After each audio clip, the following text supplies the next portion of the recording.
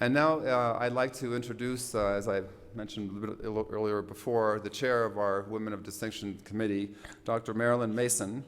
And she has been the chair, as I mentioned, this year and last year, so we thank her for all of her great work, all the time she's put into this, and all the friendships she's made. And personally speaking, we've come very close, and I really appreciate our friendship, Marilyn. Thank you. She and her committee have worked tirelessly, as I mentioned earlier, over the past year to bring this event to fruition. She is an author, speaker, and management consultant, as well as an organizational psychologist who specializes in executive leadership, development, and change management. She has coached hundreds of senior executives and CEOs in a variety of businesses, ranging from small Fortune to 500 companies. And just reading that, I wonder why you weren't called by the Obama transition team to go to Washington. And so in addition to leading seminars and retreats, Marilyn lectures nationally and internationally and conducts numerous seminars on radio, TV, and radio TV appearances. She has appeared 5 times on the Oprah Winfrey Show and is the founding director of Journeys Unlimited, an adventure travel company in which she leads cross-cultural outdoor wilderness journeys for clients to meet a culture, meet a group, and meet yourself. Marilyn has recently completed her 4th book, Igniting the Spirit at work. She's the author of Making Our Lives Our Own, 7 Mountains, Life Lessons from a Climber's Journey, and the co-author of Facing Shame, Families in Recovery. Please help me welcome Dr. Marilyn Mason.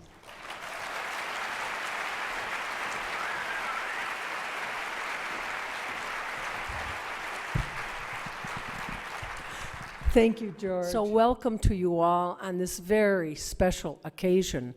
Did you know this is the 98th anniversary, the eve of the 98th anniversary of International Women's Day? 98 years.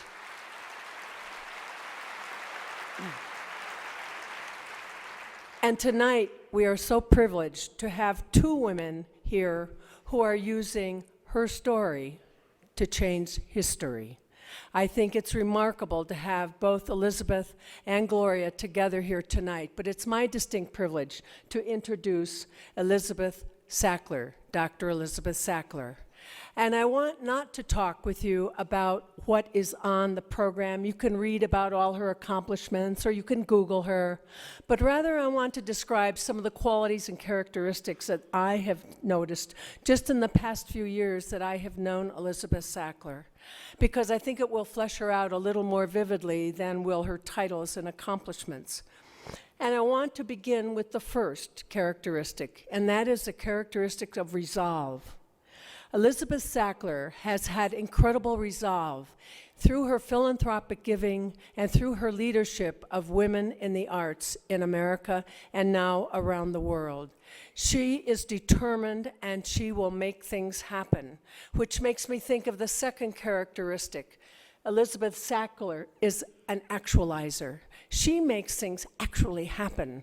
She, like Georgia O'Keeffe, will take something in theory and bring it into the concrete world. Her visionary ideas get implemented. And just in March, 2 years ago, in 2007, and several of us in this room, I think, were there for the opening of the Elizabeth Sackler Center for Feminist Art of the Brooklyn Museum. That indeed is a step forward to make room and to provide a place for feminist art in America. That museum now houses the Judy Chicago dinner party exhibit, with which most of you are probably pretty familiar. Thank you for that, Elizabeth.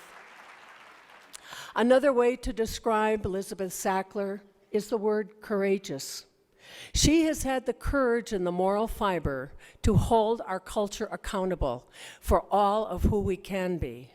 And the one example that I can think, and there are so many, is the one example of her Indian ritual object repatriation foundation. Now that's a lot of words, 5 words in there, but what it really means is that Elizabeth has a philosophy that native sacred art should not be sold or bought. And so what she has done is start a foundation so that the sacred objects of Indian art are returned to their ceremonial sites. Is that visionary?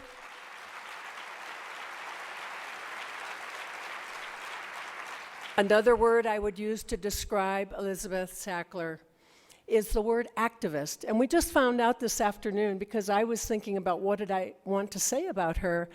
And I'm a fan of Bucky Fuller, and I just think of the book. I seem to be a verb. But when I think of Elizabeth Sackler, I seem to be an active verb because she has been an activist through all these years, and it turns out that she's a big Bucky Fuller fan as well. And through her work, through her leadership, through her board service, through all the myriad of organizations where she has made a difference, Elizabeth Sackler continues to re-envision feminism and keeps it moving forward across our culture. And that is indeed a mark in itself. And the last word I would use to describe Elizabeth Sackler is that she is an empowerer of ideas, an empowerer of people. She leads the way. She makes the differences. And I know that there is a question that Elizabeth Sackler will never have to ask. Most of us will ask the question in our lives, how will this world be different because I have walked through it? Elizabeth Sackler will never have to ask that question. Indeed, she has already made the difference. Please join me in welcoming Dr. Elizabeth Sackler.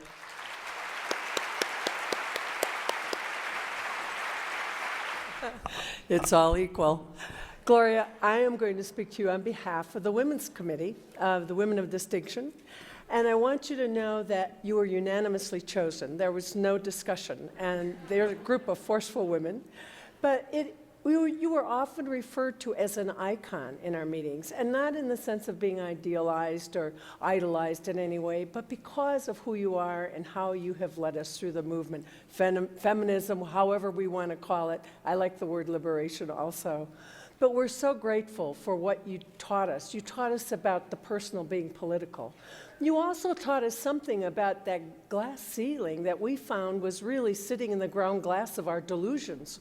It wasn't about the ceiling. You taught us it was the foundation, it was the walls. It was the very world in which we lived as men and women with our internalized messages that we inherited from our cultural myths. Through you, we found our voices. We found our rights. We found ourselves. We'll always be grateful for that. And know that the work, the commitment you made has been our inspiration. So thank you so much.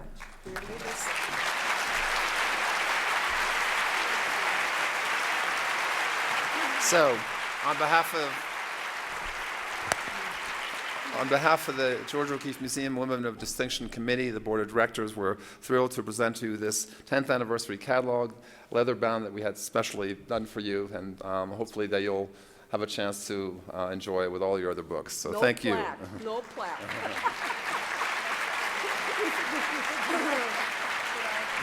Yes, You don't have to, but it's very